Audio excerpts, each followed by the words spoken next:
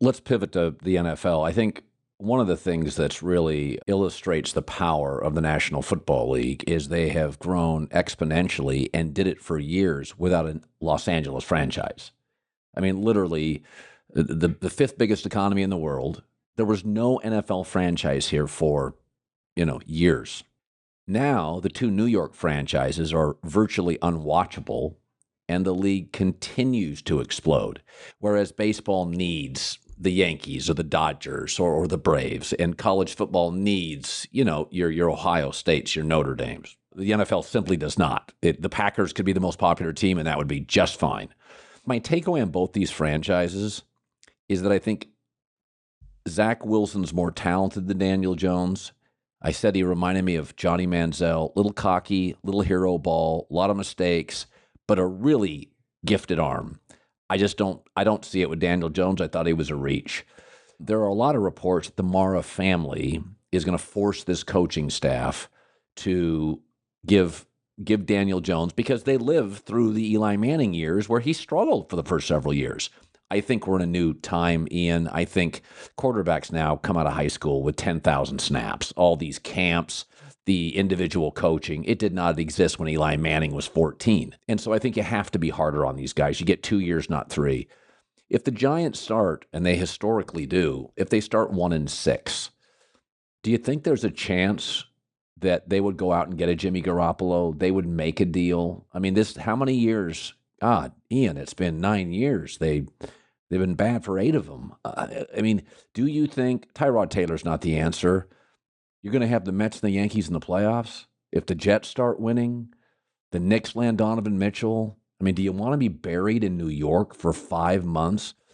I mean, honestly, if the Giants get off to a lousy start, do you think they could make some moves at that position, the quarterback position? It's possible. I think the more likely scenario, and I mentioned this the other day in a column, that Daniel Jones is 2-6, and they go to Tyrod Taylor, who was a competent NFL starter. He's certainly the best backup they've had in a long time. They had Mike Glennon last year. He's a major upgrade on Glennon, who got Joe Judge fired.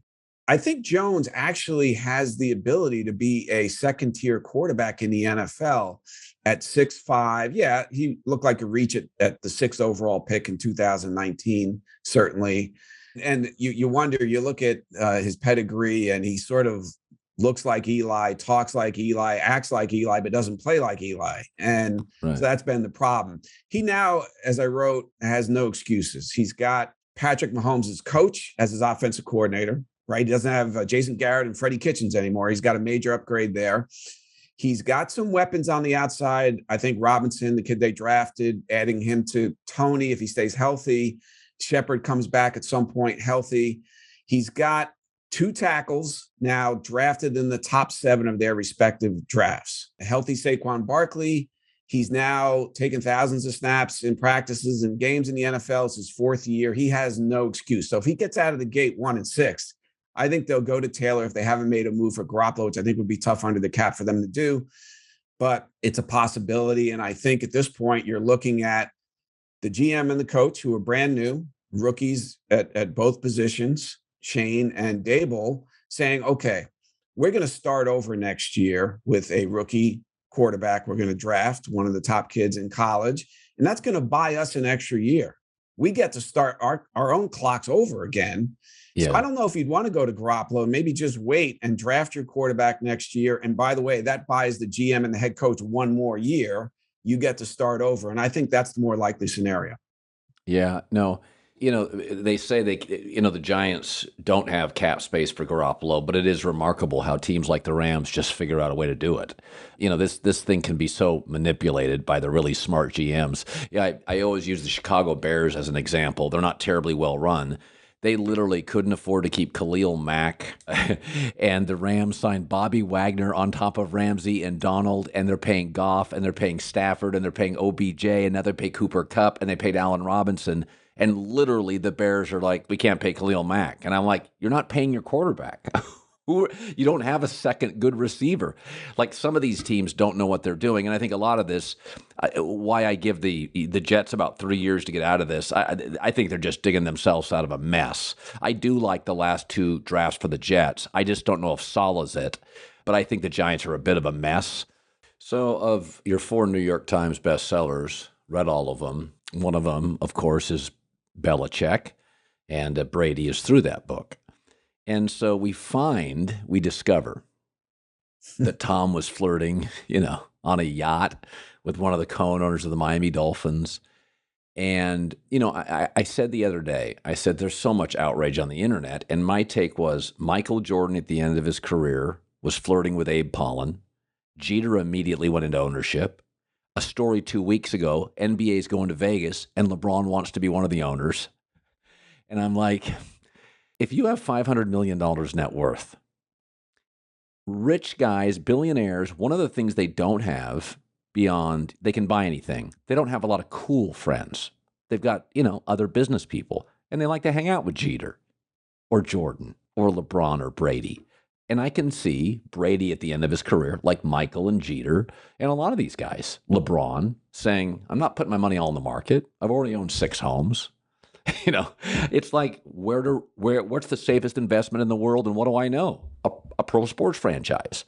So like, I look at it and I don't think less of him. But what's interesting, Ian, and you know this well, we've got Deflategate with Tom. We've got flirting with, an NFL owner. Why? He's a Patriot. We have the Bruce Arians thing where it does appear he ran him out, but he won't own it. There's a connection to Trump, which makes some people uneasy. Is Brady fooling us, or do you think it is Corey's a good guy and he's just so rich, he's a little tone deaf to some of this stuff? Or has some of this just been wonderful PR with Tom? Oh, I think what you just said about him being a little tone deaf, a rich, very successful man who is a little disconnected from reality. The rules don't apply to him. And I think you saw that too when he ran those workouts with Tampa Bay when the union said, don't run these during the pandemic. Yeah. Right. And he just did them anyway. And I criticized him for that. And I do think I put something out on Twitter after I saw what went down and what the league found in terms of the tampering. I thought Tom Brady, that was a bad look. And I don't really care about the Tampa Bay part of it because that's when he's looking maybe to go into retirement, into ownership. But when he's playing in 2019, starting in August of 2019, he knew he still wanted to play more. He just didn't want to play for Belichick anymore. And when he's talking to a division rival the entire season, numerous conversations, detailed conversations, that's what the league found. Man, he is like Jeter, the embodiment of the all-in player, all about winning 24/7. And during the course of the year, you're the starting quarterback for one team in the AFC East, and you're having multiple detailed conversations, negotiations with another team in the AFC East. And nobody seemed to care about that. I pointed that out, and most people were like, this isn't a player issue. You're not going to punish the player. You always punish the recruiting ownership group. I felt like, wow, it just hit me that here's a guy that he was all about being all in. And I find it hard to believe that he wasn't distracted at some point in the 2019 season as the starting quarterback for the Patriots when he was negotiating with another franchise. So should he have been punished for that? I sort of think probably not a major punishment, but I think for his image as the ultimate competitor in the NFL, I thought that was a really bad look. And I think most people just gave him a pass on it. I was a little surprised by that. Yeah, I mean, listen, it's sort of like Reagan was so popular. He joked about bombing Russia. Popularity has a force field of its own. I mean, Michael Jordan, who had the first major shoe contract, that Nike shield around Michael Jordan, you can't penetrate it. He punched teammates. He quit twice. I mean, it is. Popularity is a remarkable thing. And I think Jeter had it, and I think Brady has it. I mean, it's look at this. The last 2 years he was in New England, everybody had his jersey. It was still like number 1 in the league. I mean, Aaron Rodgers has been in Green Bay for years, but his jersey's 20th right now. 20th. Tom's is 1, and it was 1 until the end in New England. Rodgers is a back-to-back MVP. It's 20th. So I think I look at Tom, and I'm a huge Brady advocate, but there's some drips. There's a leak in the faucet. There's been some tone deaf stuff. I didn't even think about the practice. And I think Tom's a good guy, but I I really do think at his heart, he's a good guy. I think when you get that rich, Ian, and that famous, you can't relate. And I almost don't blame you. You literally don't go to the DMV. You don't go to an airport. You don't go to the grocery store. I mean, seriously, Right. it's not a normal life. It's not. I think he's the greatest football player ever. I mean, my dad once said that there would never be a greater football player than Jim Brown. And as an athlete, Tom's not on the same planet with people like Jim Brown, Lawrence Taylor, Walter Payton, and you think of some of the greats of the greats. But in terms of performance, body of work, and the significance of that position, he's not just the greatest quarterback ever. I think he's the greatest football player ever. So I have just a tremendous amount of respect. I do think at heart, from doing the book and talking to a lot of his friends and people who really knew him, I do think he's definitely a good person. And I just think, and nobody has a perfect career. And when you're constantly in the public eye, you're going to make mistakes and people are going to know about them. And I think he's made a few, whatever mistakes he made in Deflategate and negotiating with another franchise while you're playing quarterback for the Patriots. I had a problem with that. I had a problem with him running multiple practices when the union said, don't do it during the pandemic because you're putting people at risk and risking maybe the start of the season if we have everybody running these practices. And that was right in the heart of the pandemic. And so, but I think the bogeys on his scorecard are manageable, and he's got more birdies than everybody else. So that's why he should go down as the greatest football player who ever lived.